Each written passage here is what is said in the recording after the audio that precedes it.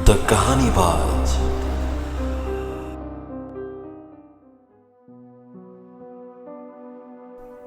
स्वागत है आप लोगों का द कहानीबाज के कहानियों में। आज की कहानी का नाम है they lived happily ever after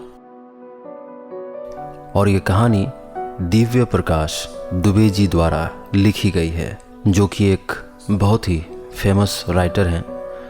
तो चलिए आगे सुनते हैं कि इस कहानी में आगे क्या है।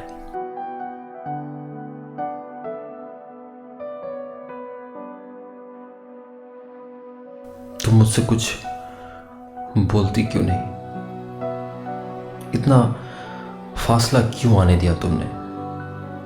सब तुम्हारी गलती है। मुझे गलत करते हुए ना रोकना भी तुम्हारी गलती है।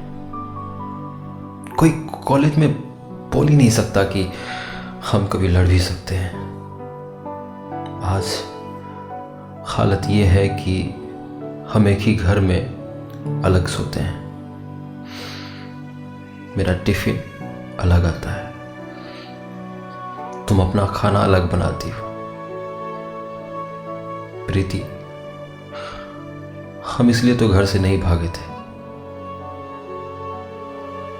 हमने इसलिए तो शादी नहीं की थी। याद है तुम्हें थोड़ा भी? जिस दिन हमने पहले बच्चे का नाम सोचा था, तुमने उसको आने ही नहीं दिया। करियर इतना इंपॉर्टेंट होता है क्या? बताओ। मेरा सर दर्द से फट रहा है और तुम दूसरे कमरे में गजल सुन रही हो।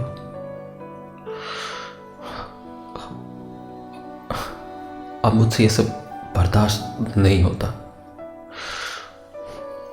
मैं सुसाइड कर लूंगा, लेकिन तुमसे तलाक नहीं ले सकता।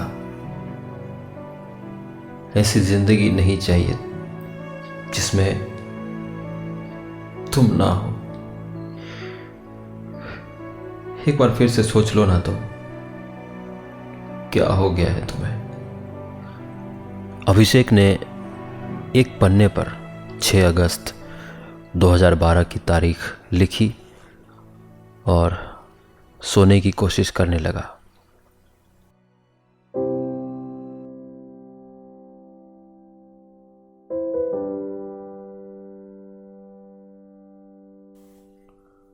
मैंने फासला नहीं बनाया है, बल्कि हमेशा तुम्हारी सारी गलतियों को नज़रअंदाज करने की कोशिश में ही शादी के बाद 4 साल गुजार दिए। तुम्हें यह पता है कि मैं कितना भी कम खाना बनाऊं तो भी ज़्यादा बन जाता है। फिर भी तुमने अपने लिए टिफ़िन लगा लिया। मुझे मालूम है कि सुबह की पहली चाय बनाने में मुझे बहुत आलस आता है। फिर भी तुम कैसे सुबह उठ के नाप से केवल अपने लिए चाय बना लेते हो और हमेशा कहते हो मैं कोशिश नहीं करती। बार बार झूठे इल्जाम लगाते हो।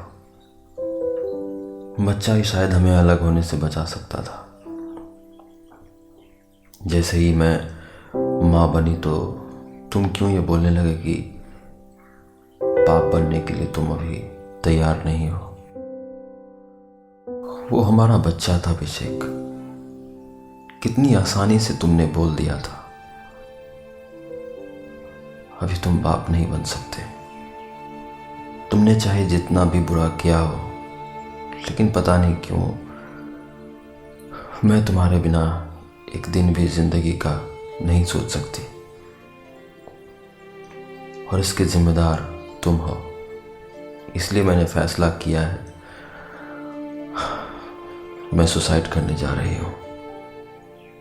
शायद मेरे बाद तुम समझ पाओ कि जिस लड़की ने तुम्हारे लिए अपना घर छोड़ दिया, वो तुम्हारा थोड़ा प्यार तो डिजर्व करती ही थी।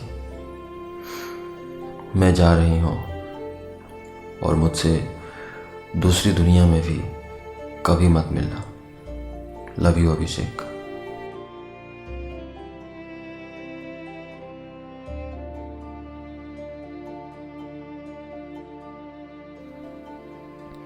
डायरी में इतना लिखने के बाद प्रीति ने सामने टेबल पर अपनी एक पुरानी फोटो को देखा।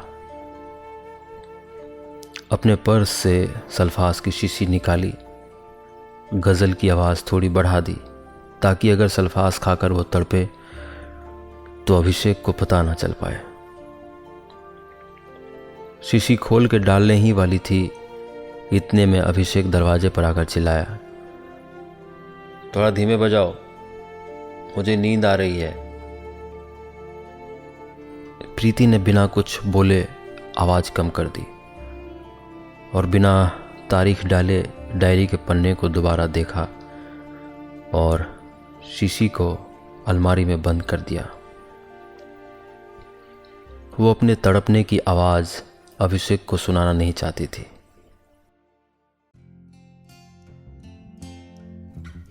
अब चलते हैं फ्लैशबैक में। अभिषेक और प्रीति मोतीलाल नेहरू इंजीनियरिंग कॉलेज में पहली बार मिले थे।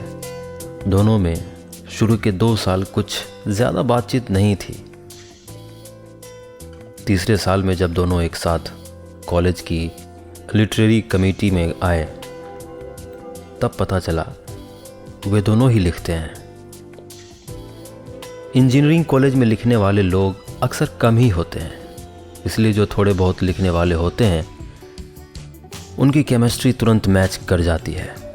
बातें किताबों से शुरू होती थी और उनके कैरेक्टर्स पर ख़त्म। वो जो एक दूसरे से सीधे नहीं बोल पाते थे,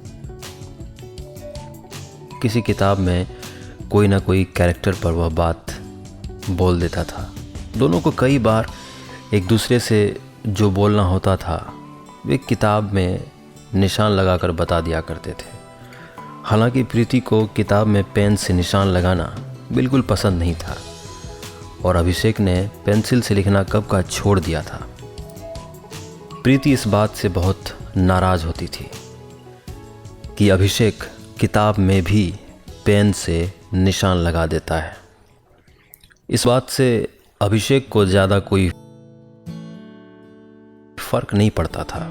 वो अक्सर ही कहता था, एक बार जो लिख दिया सो लिख दिया, बार बार क्या मिटाना।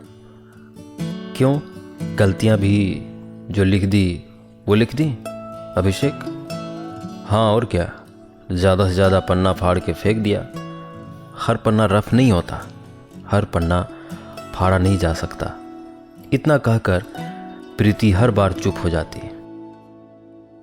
तुम ज़्यादा ही फिलोसफिकल हो जाती हो, थोड़ा प्रैक्टिकल बनो मैडम, इंजीनियरिंग पढ़ने आई हो, लिटरेचर नहीं। अभिषेक हर बात इसी लाइन से ख़त्म करता। इंजीनियरिंग कॉलेज में अगर कोई लड़का नोट्स बनाता है तो उसको सच्चा इंजीनियर नहीं बोला जा सकता। कभी कभी लगता है अगर कॉलेज में लड़कियां ना होती तो कभी किसी भी इंजीनियरिंग कॉलेज में कोई नोट्स बन ही नहीं पाता, जैसा हर लड़की के साथ होता है। जैसे जैसे वो करीब आती है उसकी टोका टाकी बढ़ जाती है। एक दिन ऐसा भी आता है जब हॉस्टल जाने से पहले वो बाय के साथ टेक केयर भी बोलने लगती है। सुबह ब्रेकफास्ट के लिए उठाने लगती है। पेपर में पहले से ही नोट्स की एक फ़ोटोकॉपी बना के रखती है। ये सभी प्यार, फ्रेंडशिप जैसी चीज़ के सिम्टम्स हुआ करते हैं। प्यार लड़के की तरफ से और फ्रेंडशिप लड़की की तरफ से।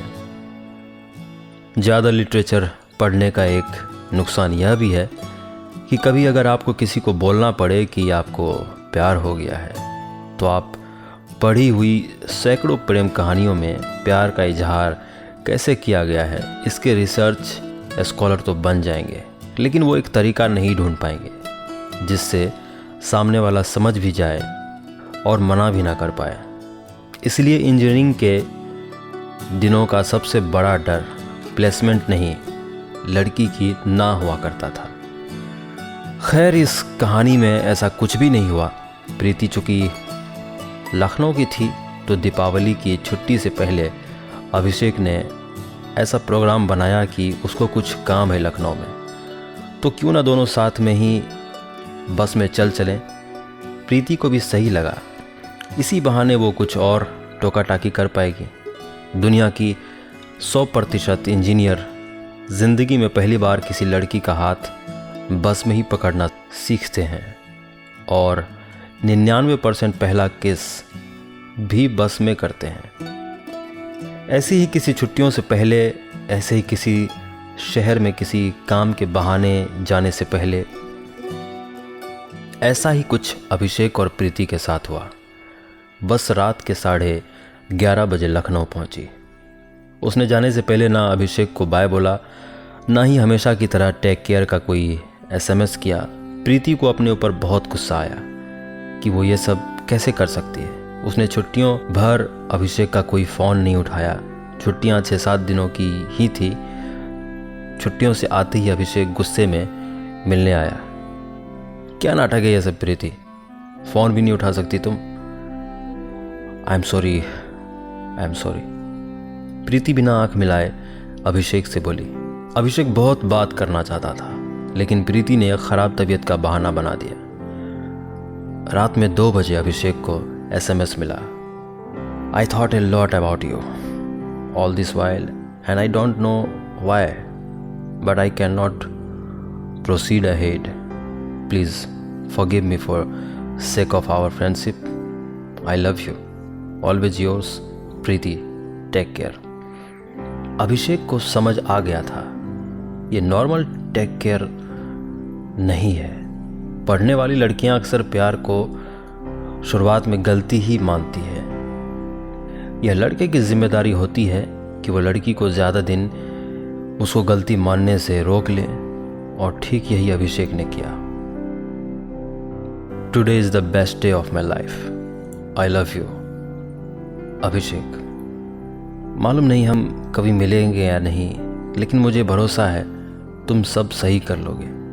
प्रीति अपनी डायरी में लिख के सोने की कोशिश करने लगी। Today is the best day of my life. I love you Preeti. आगे चाहे जो भी हो, चाहे कुछ भी करना पड़े, लेकिन तुम्हें कभी अपने से दूर नहीं जाने दूंगा। अभिषेक ने एक पन्ने पर लिखा और उस पन्ने को संभाल के रख दिया और सोने की कोशिश करने लगा।